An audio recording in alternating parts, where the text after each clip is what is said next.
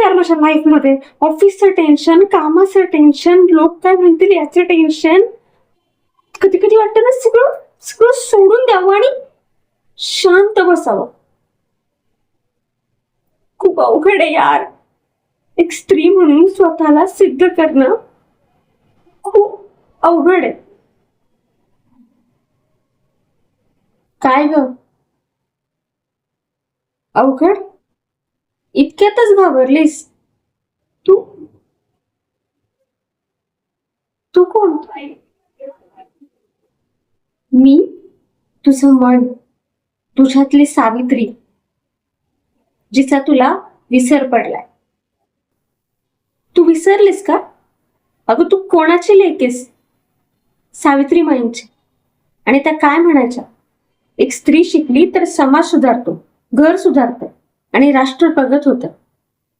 आणि तू इतक्यातच खचून जातीस. अगं त्या काळी, ज्या काळी स्त्रियांनी घराबाहेर पडणंही अवघड होतं, त्या काळी सावित्रीमाईंनी मुलींसाठी पहिली शाळा सुरू केली. त्यासाठी त्यांनी लोकांचे शेणगोटे, शिवाश्राप सगळं काही सोसले.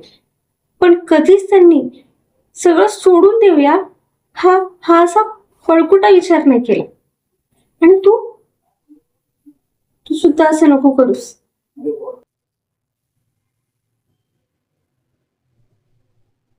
हो, तुझं सगळं बरोबर आहे.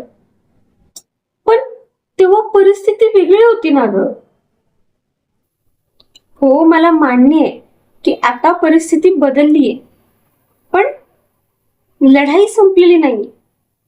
तेव्हा लढाई शिक्षणासाठी होती आणि आज लढाई स्त्रीच्या अस्तित्वासाठी. सावित्रीमाईंनी जर असा विचार केला असता तर हे कधीच शक्य झालं नसतं.